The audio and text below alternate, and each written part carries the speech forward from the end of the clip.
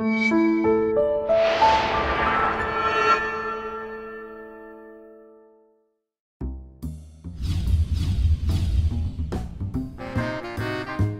everyone, we are Geeks Not Nerds. I'm Captain Logan. And I'm Fudge! And welcome to round 4 of the 5th annual.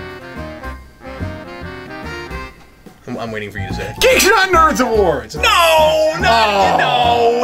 That's a thing we do in January, Vince, and it's live.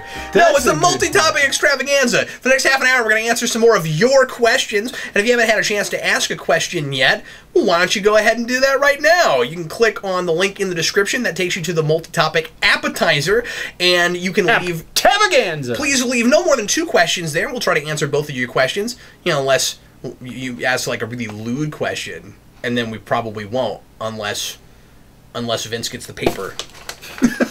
So, our first question, as always, we've not looked at these ahead of time, have no idea what we're going to be answering, and so we're going to get started. We're going to answer as many of these as we possibly can. We're starting from the very beginning of these questions and moving our way backwards. Wow, geez, 4 of these already, Vince, and we are only on page 3.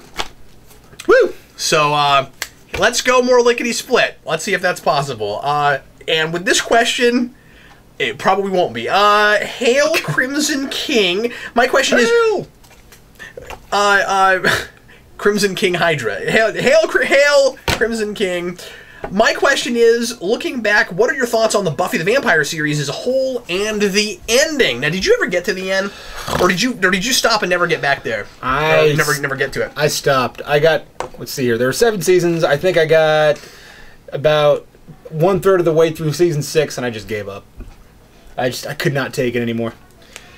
Which is funny because a lot of people don't like season 6. I actually like a lot of things about 6, but some of that is in comparison to 5, which I loathed a lot of. Yeah. So, yeah. And 5 was the one with what's that girl in the red dress name? Yeah, her. It's been a while.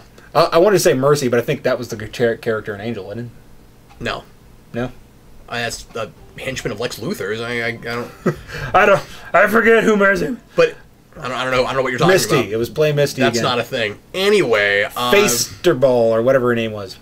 But yeah, now that you think Jasmine was a thing in Angel, but okay. I don't know what you're talking about. Anyway, so you never got to the end. Right.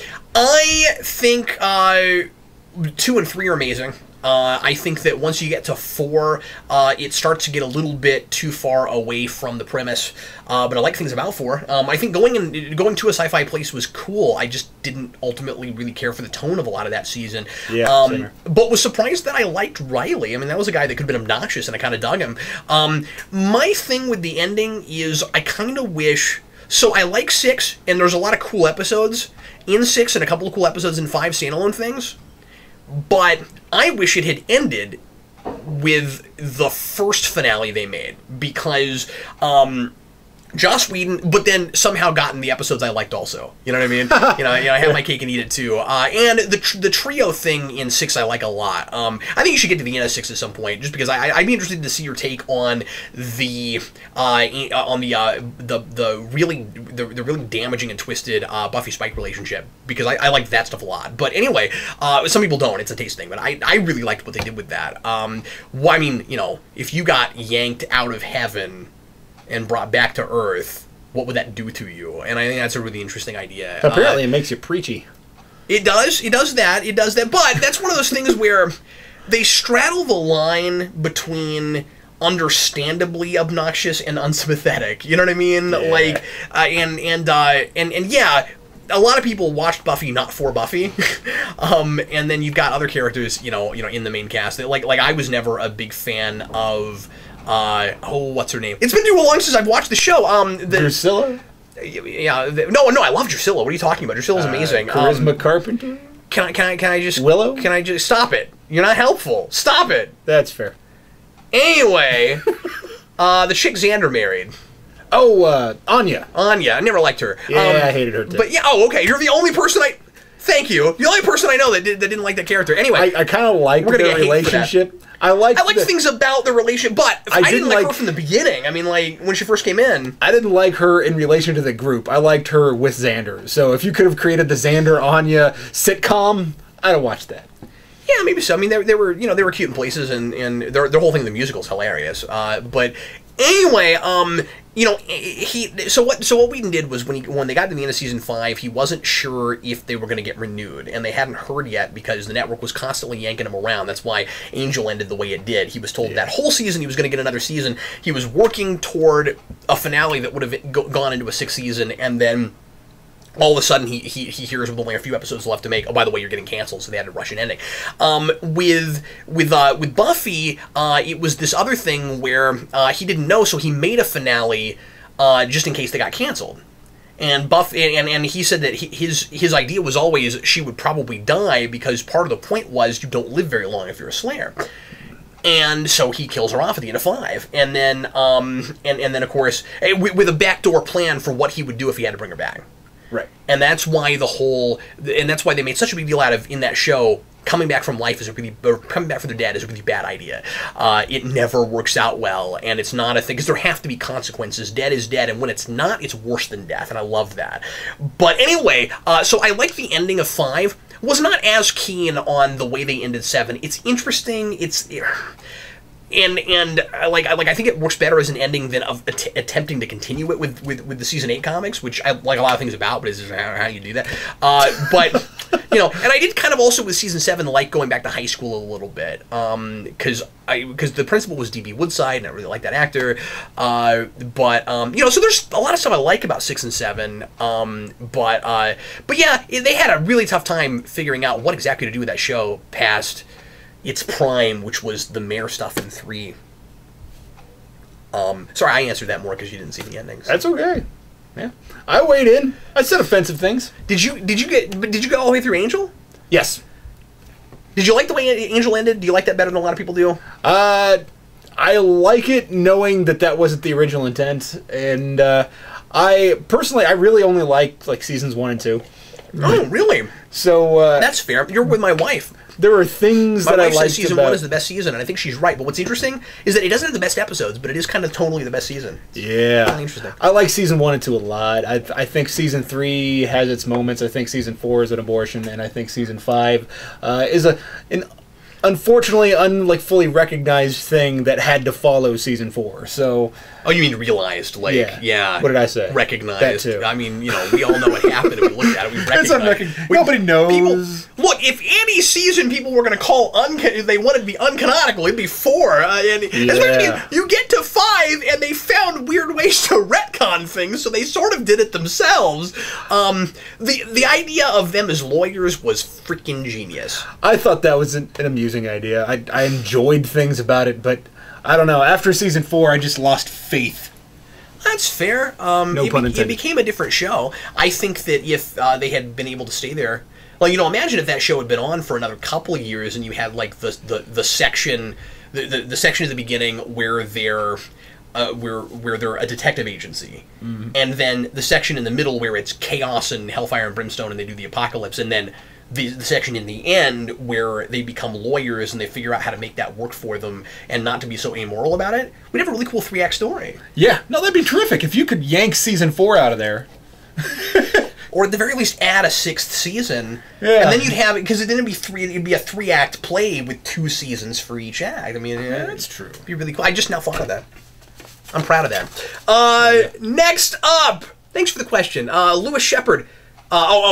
Tells me to come to the UK. I made some joke about how I hadn't been to the UK, and he says, "Come to the UK. We will make you very welcome." I've always wanted to go to the UK. But then that's ominous because he puts ellipses. He puts an ellipsis. We'll make you very welcome. ... That's terrifying. I really want to go to London, but I kind of want to avoid maybe that guy. I don't know. I'm terrified. I've never met a man who's licked his teeth at me that I've ever trusted.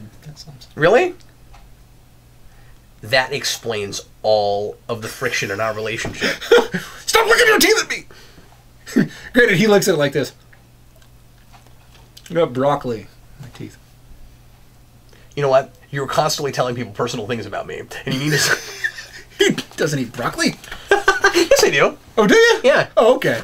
Favorite vegetable? That's not on the list. I'm just... Favorite vegetable? Zucchini. Really? Love zucchini. I like beets. Really? I'm like the only person I know that likes. I like pickled beets. Canned beets. Okay, yeah, I like pickled beets. Yeah. For a second, I thought you were talking like fresh beets. I'm like, that's a cooking thing. Spinach. I love spinach. I hate canned spinach. Oh, I love canned spinach. Yeah, well. I mean, I can make a face at your favorite thing, but I tend to like things you like, apparently. So, well, actually, that's not true. You like a lot of things I don't care for. Yeah, I like Indian food a lot. Yeah, and you like to prepare things in ways I don't like. Granted, you know, you didn't hate Indian food. No, I just didn't like it. No, I do. Right? But yeah, I mean, I wouldn't go kicking and screaming if we win again. It's just not. I didn't love it. Yeah. You know, I like canned spinach. I like sushi. And you like sushi? I do love sushi. Oh no, we used to eat sushi together all the time back in college. Not good sushi or anything. But I like grocery store sushi. Why not? I'll eat good sushi too. I like grocery stores.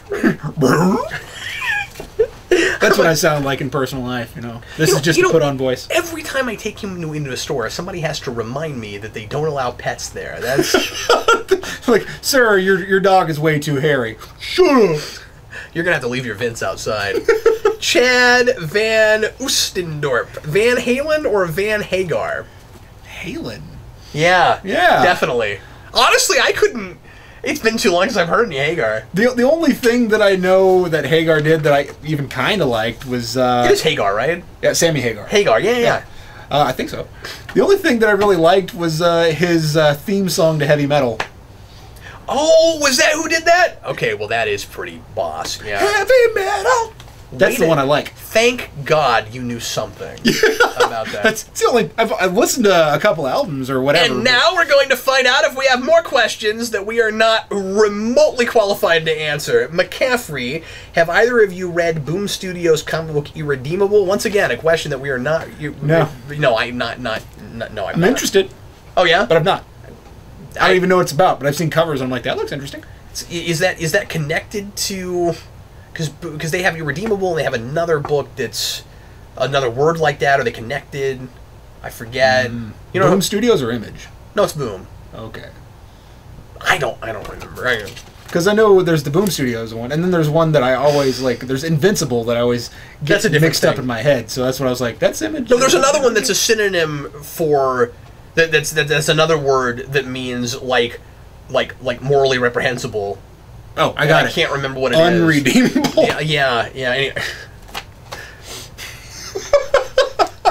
I saw those books back when I worked at a comic book store. It's been years. I don't remember. Could a DC TV universe actually work across multiple networks, or is there just too much legal baggage? Well, I don't know. I don't know that there's really a lot of legal issues between the networks. Because, I mean, like when Constantine was on, they were able to use characters that we were already using in CW. I feel like, because there's been a lot of talk that Supergirl, whether or not that show was supposed to actually be in the same universe as Arrow and Flash, and nobody really knows. Like the showrunners are talking about it like it is, but they're also talking about it like they might not really do anything with that, so does it matter? And also, I still can't figure out how you could possibly have people reacting the way they have to the supernatural, and Superman already existed in that world. It doesn't make any sense to me. I mean, superpowers. I don't understand that.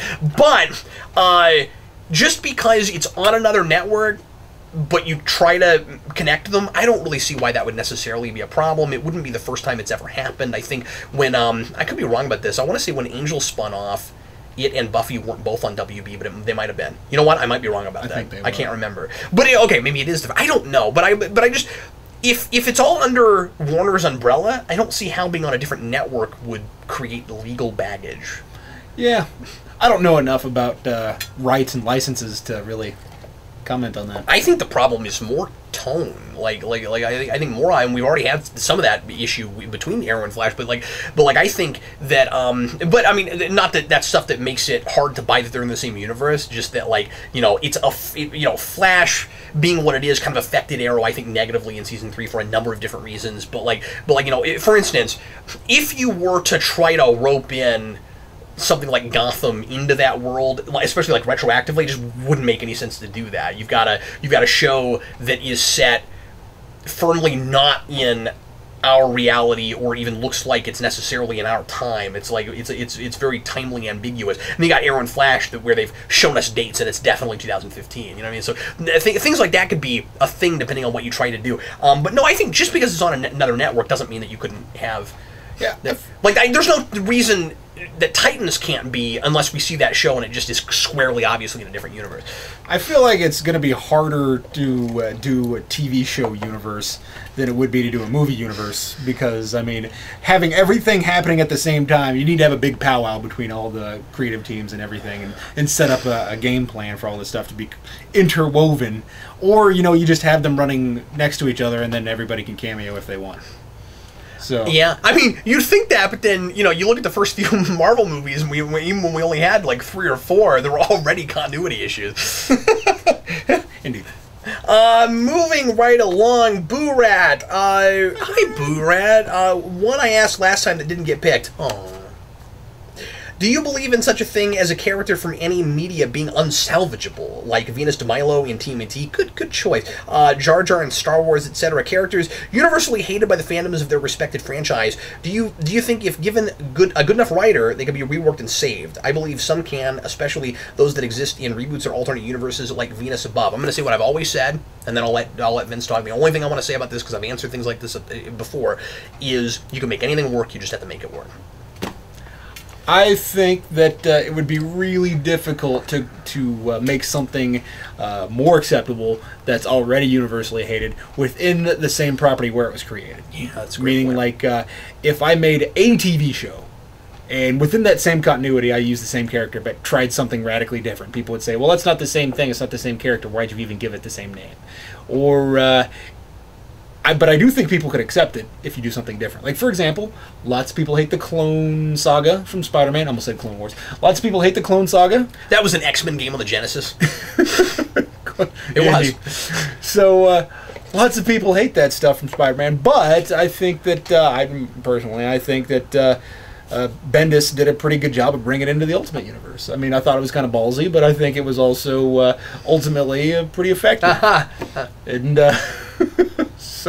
And you know, and then we get other characters that are really interesting, like the Spider-Woman character in that universe, the clone of Peter Parker. So this stuff gets to exist, and I'm okay with it because they salvaged it. So I think you can do it. You just got to come up with a different spin. Don't do the exact same thing that everybody hated before.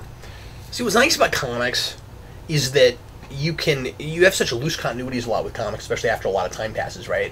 That you can have a writer that will come in and give their own take on a thing and really change it, but still keep like the core of it, the spirit of it, what it was. So you can be like, here's a character nobody ever used to like, but now they like it because there's this cool new take on it. But it's not like wholly. It's not cool because they basically just made up a brand new character and gave it another, right?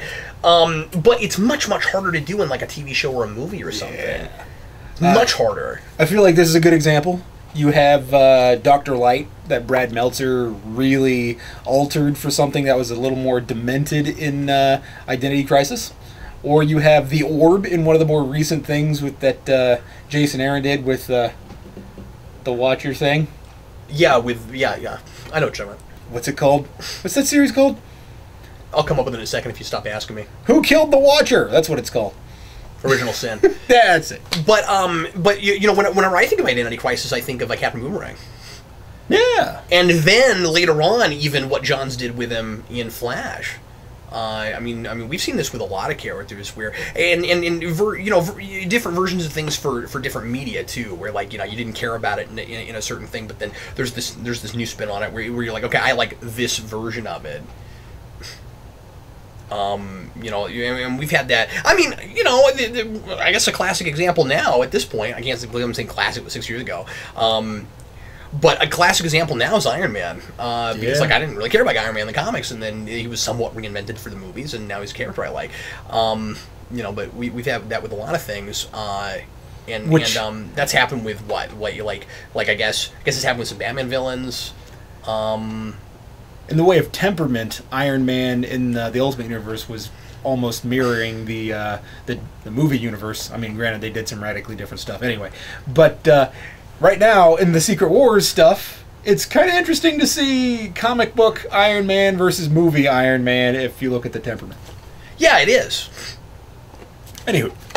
And then eventually they're just going to be basically the same thing, I'm sure. Yeah, that's right. They're all. I mean, they kind of, honestly though, like especially when Fraction got it. I mean, he basically was doing a movie Iron Man.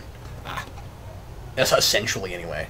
Because Iron Man in the comics never used to be quite that snarky or sarcastic. Snarkastic. Sarcastic, yeah. All right, moving right along. I would love to see somebody somehow make like Jar Jar Binks a cool character, but I mean, like, but I do, it's really easy for people to go, oh no, that's impossible, but like, I don't know that it is, you know. I mean, like I got a lot of the time, all you have to do is have. I mean, Anakin Skywalker. I didn't like those movies, but then people have written him in other things, and he's likable because. I mean, again, we have that in comics all the time. Make him take vocal training and language skills. Problem solved. Once again, you're just reinventing the character. Here's a nice thinker question for y'all. What do you think a property / franchise should be? When? I'm sorry. I'm going to actually read the question now. When do you think a property / franchise should be saved from its creators, before or after they could possibly ruin it? Examples: George Lucas, Rob Liefeld, and I hate to say it, but Spawn Year got to me, Todd McFarlane. Oh, definitely. Todd McFarlane charts that list for me. When should it be saved from a creator? I guess when they file for bankruptcy and it's easier to take it from them, because the problem much of the time is that it's just not going to happen. Yeah. They own it, you know? I mean, but that's the thing, though, is that I will pose this question to you. So. And now it's time to oppose that thumb! Sorry. So, but, you save it from them and give it to a team that's going to do it better? Yeah. I mean, but that's the thing, though, is how do you know that the team you're going to give it to is going to do it better? I mean, and there's no guarantee that you could save it from that team before it gets bad. So I think sometimes there is something of a point of no return where if a thing gets just too convoluted, you'd about have to reboot and start over. Yeah. Like, you can... Now, sometimes a soft reboot works. This is not a thing I ever used to think... that I would see as common practice, or would want to see as common practice, but it's kind of neat when you can take a universe, and I don't know how many times we can do it before it starts looking like we're just doing it the same way every time, because you're talking about trying to, like, through actual character building, change the fabric of reality, and that's gonna be a conceit and a somewhat contrived thing every time you do it, no matter what it is, right? Like from the very beginning, that idea is always like a Mulligan time travel thing. You know what I mean? But to find a way to do it through a character arc or something is really neat. And of course, we had that with Days of Future Past, and they sort of attempted it with Star Trek, but I thought that they did a lot better of a job with it there. I think that you can do that, and that can work. I don't know that that you always should, and maybe it's a moot point.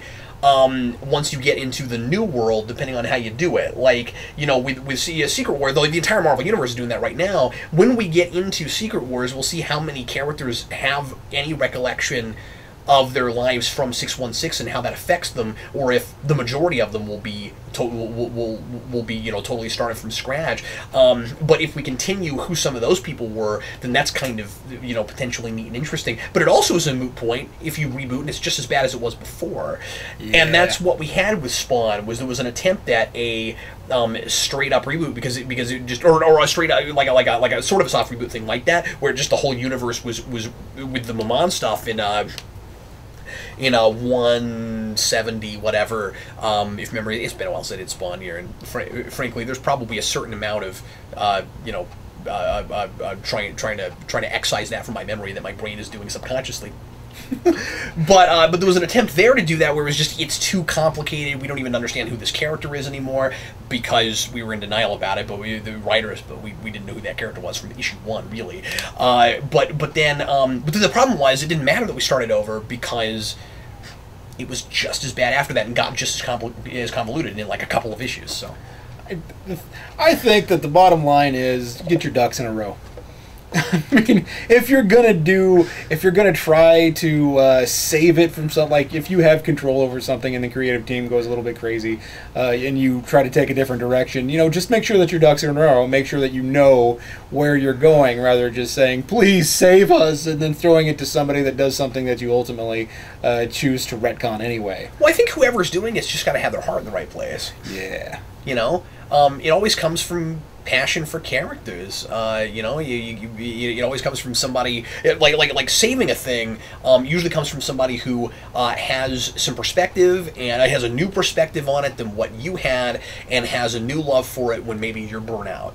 That's you. And we've seen this happen with TV shows every now and again, where you have a thing where, and I can't think of a good example, but where a show starts to get stale, and then somebody else. Well, it sort of happened with Enterprise, where a show starts to get stale, and then some new blood comes in and kind of reinvigorates it and kind of brings out the paddles and jumpstarts it again. There was that was a mixed metaphor. You don't jumpstart a heart. Wait, what is it? You resuscitate a heart. They resuscitate it, Vince. Well, unless you're talking about Iron Man's. That's true. Jumper cable. Clear! Ah! Oh, that sucks. I thought the yell meant you were more alive than you were. That was really funny. Well, that sucks. He'd make a great EMT. The family standing around. Clear! Well, that sucks. Wow. Your bedside manner is atrocious. I'm not a doctor. Do you have one of your wife's cards?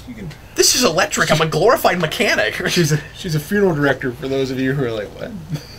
I feel like I just insulted anybody who does that job. I apologize. You're not a glorified mechanic, and we appreciate your saving our lives. And I'm saying that in case I ever need your help.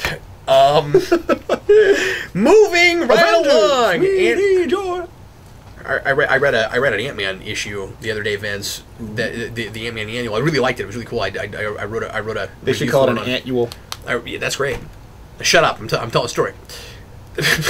I'm kidding. I wrote a review for Supervillain Network for that, and there was this great line. There was this character, this villain named Egghead.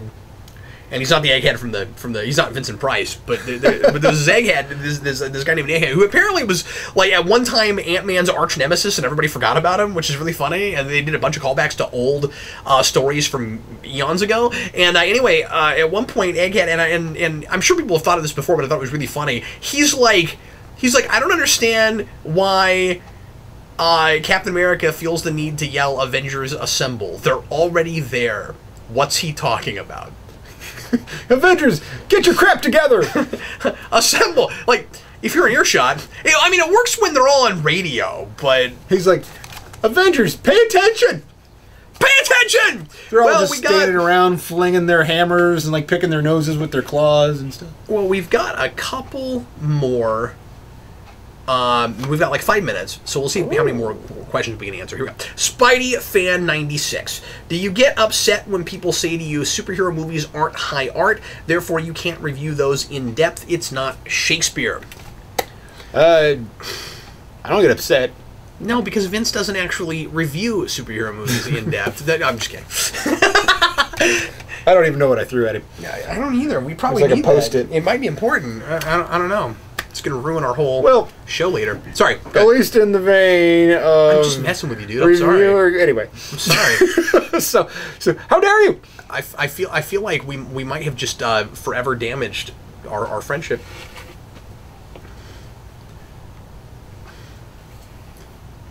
You can have my Batman claw. You can have my... Actually, thank you. I want that one. Actually, I've had this for 20 years. You can't have this claw. Sorry, go ahead. I need my claw. So, I don't get upset. I just kind of think that, you can create a drama that's not high art. It doesn't... You can have something that's completely void of supernatural or super science or anything that doesn't already exist in this universe that we know about anyway. And I am okay with calling that not art. I mean, and that's the thing, though, is that you can make artistic comedies, in my opinion, but most people don't recognize them as artistic comedies. And they just recognize them as comedies. Hence why the comedy and musical Oscar, as opposed to... you're probably not going to have a comedy win Best Movie. So that's the thing, though, is that I feel like a lot of stuff gets poorly recognized in the artistic community, and some things get recognized too much just because of who made it. So I don't get upset. I just think that they're wrong. Well, the question, of course, is about analyzing those things. Like if someone makes something that isn't meant to be that isn't meant to be picked apart the way we have in the Rewind series, then is it, you know, somehow disingenuous or wrong of us to do that? That's the question. And the thing, and I agree with everything you just said, but I do want to speak to that. And so here's my thing. Take everything on its own terms. When I review a thing and I'm looking at theme and character and all that stuff, and people say, well, you can't look at it on those terms because it's just about having a good time and turning your brain off, I always say, then how come the movie I'm reviewing thinks that I'm supposed to be emotionally invested?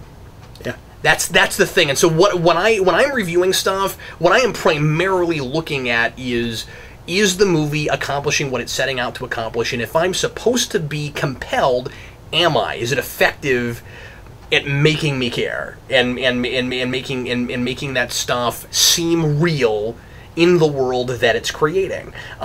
If I'm reviewing a parody, I'm going to review it very differently. I'm not going to say, this this protagonist is not fully fleshed out in a full in a fully realized character, if it's the kind of thing where they don't have to be. I made a big deal when I reviewed Sin City out of the fact that is supposed to be a melodrama, so it's got a different set of rules.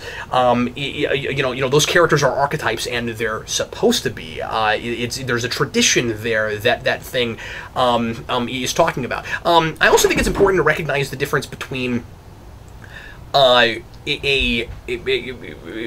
kind of an intellectual exercise and hating a thing for no good reason, or getting super bent out of shape about a thing because you don't understand it, or whatever it is. But what I mean is, I have a separation, okay, where when I review a movie, I'm talking about how, again, it's effective it is at that stuff, but might it be still more fun for, like might I go back and watch it again and have more fun with it later outside of the score I gave it? For instance, I mean, I gave the Power Ranger movie a 1.5, but it's kind of fun to watch. I mean, I'll go back and look at it. You can kind of tell when a movie is bad enough, in my opinion, that I don't really want to go back to it. Like when I way back in the day when I reviewed X-Men: The Last Stand, I just had such huge problems with that. It wasn't fun for me. I've lightened up some about that since then. Hard not to after Days of Future Past, but that's kind of an hindsight thing. You know what I mean? Yeah. But and then finally, I think it's also important to note that. So I'm sorry.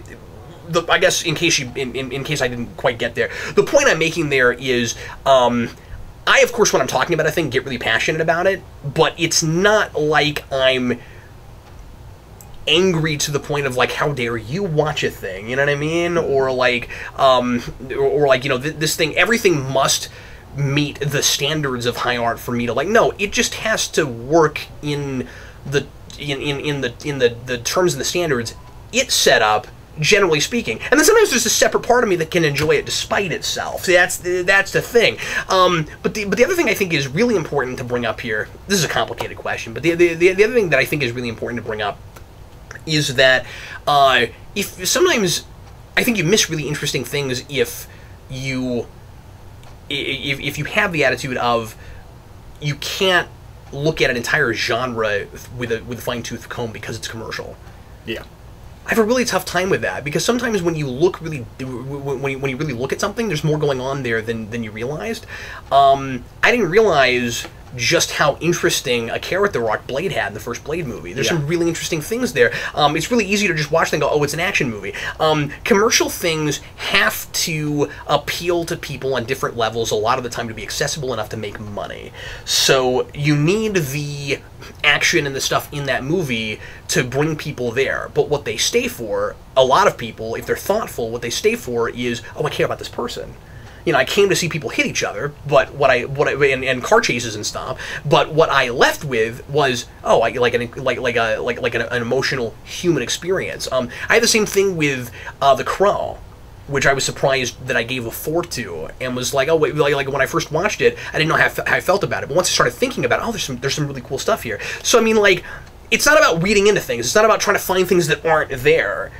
But sometimes there are things that are there that you'll miss if you dismiss a thing just because it's commercial. Art, something being commercial doesn't mean necessarily that it's not going to be art. Yeah. Something being made doesn't immediately make it art. You know what I mean? Like just because it's literary in that it's a narrative does not immediately make it art. Maybe we should address in a future video the idea of the difference between art and high art. Oh, sure, absolutely.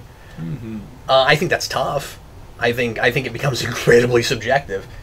Indeed. Incredibly subjective. Because I don't know. It might be different for different people. I don't know if I'm qualified to speak on that, really, but I would find it difficult. You know, he did say high art, right? I mean, that's the thing, is that I would find it difficult to say that most superhero movies would qualify as high art. I mean, even lowbrow art, sure, but I mean, or just plain art. I mean, but considering something high art, I wouldn't give that to many things, superhero or not. Yeah. So, I mean, heck, even stuff that's like nationally or universally recognized as high art, I would say, you know what? I didn't find it that great. I mean, I think arguably, I think what most people would argue is that a thing is not high art if it was commissioned. See, even that, I don't know. But what I was going to say is, so you've got, I don't know if that's true. What I'm thinking is, like, you know, commercial things where we make a thing solely to make money, but maybe if we have our hearts in the right place, we can also make art in spite of the fact that it exists to make a studio money or a publisher money or whatever that is. Most things that you think of are high art are things starving artists made or something that required a Kickstarter to get going. You know what I'm saying? Like, but then even then, some commercial things require a Kickstarter. I'm just saying, like where, you know, you didn't have the funding, you needed somebody else to help you fund it. Paintings that people sell for exorbitant amounts of money, but that they made for themselves. You know that kind of thing. Yeah. But I don't know. I think that's such a subjective term. Yeah, because even like I think most geeks would recognize Frazetta as having a lot of Frank Frazetta, that is having lots of like actual art de plastique talent. You know, he can put something on a page and it be beautiful and interesting and dynamic, and then you present that to the high art community, and they say, well, somebody paid him to do this. This isn't a thing that came from his mind. This is a thing that came from what somebody wanted him to do. And, well, I mean, sure, somebody said, I want a guy with an axe who's like a barbarian, and then he produces something and puts it on page. Well, I guess what I would say is, can't things have a double purpose? I mean, I would agree with that. Can't a thing be both art and commercially viable? I mean, I guess it is upsetting to say that something, by virtue of what genre it's in, cannot be high art. That's upsetting. But well, and that's the whole reason that people have always really hated that superhero movies don't win Oscars just because they're superhero movies. But what if you have a brilliant performance in a superhero movie, like the Joker, right? Yeah, but also other things. And I still say that the only reason Ledger got that was because he died. Yeah. And I know some people don't agree with that, but well, he got it because it's good and because he died. Yes, but the thing is, how in the world do you have? I still don't like this. How in the world do you have an actor who's nominated for supporting actor posthumously like that, or for best supporting actor, and the movie is not nominated for best picture? Has that ever happened? Like, is that a thing that happens? I'm not sure that happens. I don't know. I guess I haven't looked at the Oscars that closely over the years, but I mean, like, I don't remember a year where I watched the Oscars and there was somebody nominated for Best Supporting Actor, and the movie wasn't nominated for Best Picture. That seems. My point is, if he hadn't died, probably wouldn't have happened. Yeah, because that way they're given a lot of, like, they're trying to recognize a performance, but they still don't want to recognize the genre. Yeah, exactly. So, I mean, but even then, that stuff's all really political. And well, I was going to say some of that is political. Some of that happens because they're expected to do that. Yeah. But anyway, I mean, I don't know if we should get into all that right now, but but yeah. So yeah, I will say that it's not upsetting for me for somebody to say to me that this movie is not high art. It's upsetting for somebody to say that genre cannot be high art. But yeah. Yeah, sure. You can still, like, even now, to most superhero movies, see a lot of superhero formula in a thing. And I think it is possible to still tell a story about some of those characters and get away from some of that. And I also think that because sometimes people will complain, well, we keep talking about a lot of the same themes in superhero movies, and the problem is that you put on a costume and you go out and save the world, and there are certain ideas that are just gonna come up. Yeah. What are you gonna do about it? And there's a certain amount of telling the same story over and over again and hoping that we find a new, fresh, interesting way to tell it that's gonna happen when you're dealing with a thing like that. Because I mean, we didn't even used to consider superhero a genre of film. Yeah. And it's turned into that just because it's gotten so lucrative and it's become kind of the big thing that's saving Hollywood right now. And so, which is really neat to me, being somebody that's always loved these characters, that they've been so universally recognized. But this this happened with the Western too. I mean, there was a time where you would probably think of the Western as being like more of a niche thing, but then it got so popular that now we have the Western. Well, that's going to have a lot of the same themes over and over again too, right? I kind of love the idea that superhero genre has become such a staple now that we're retroactively inducting movies into the superhero genre. Oh yeah, you can't help it. I think that's hilarious. So, I don't know. I wouldn't put Ghostbusters or Terminator or any of that stuff in the superhero genre. Terminator, I don't see. RoboCop, though, definitely. Yeah. In my opinion, I didn't used to think that. I got some heat from a few people when I did a whole section of my RoboCop review explaining why I put it in Superhero Rewind and that I feel like he's totally a superhero. And just all the tropes and trappings are ultimately there. Because what it oftentimes kind of boils down to is why the character is doing what he's doing. People say he's a cop, and I'm like, well, yeah, but he goes off on his own and goes against the system ultimately. Yeah. Which doesn't automatically make him a superhero, but because so does the Punisher. Because then would Dirty Harry be a hero? I mean, I guess he's a hero, but I guess not having superpowers and only really having a gun makes him not a superhero, but just a hero. Yeah, exactly. That's it. Somebody asked me in the comments of that video to once I said that, they were like, "Well, can't you call anybody a superhero? Give me some characters that aren't that are heroes and not superheroes." So I started making a list. I was like John McClane, Sarah Connor. There's a number of them. And the Punisher would be more of an anti-hero than definitely a superhero. Yeah. Well, and the only reason that the Punisher winds up in that list is just because he was made up for that universe. Stan Lee messed it all up, is what happened, because Stan Lee created a superhero world.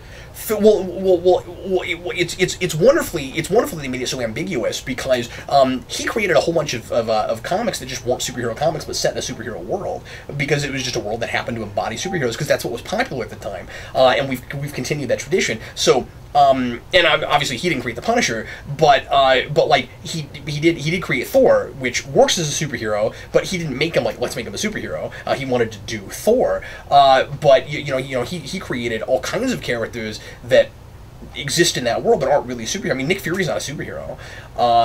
Not really. He's a soldier, Captain America fits the bill more because he's got superpowers and he's leading a superhero team once he's no longer at war. But at first, he was a soldier with a costume that had a mask on it, so he looked more like a superhero. So. And he refused to kill people, so at least originally. Depends on the version now. Well, we could talk about this all day. Thanks everybody for watching. Sure appreciate it. And we will see you again next time for round 5 of the 5th annual multi-topic extravaganza. Lots of 5s. Once again, if you haven't asked this question yet, feel free to go ask a couple of questions at the multi-topic appetizer. And we will see you again next week. I'm Captain Logan. And I'm Vince, reminding you to support your local comic book store. See you later.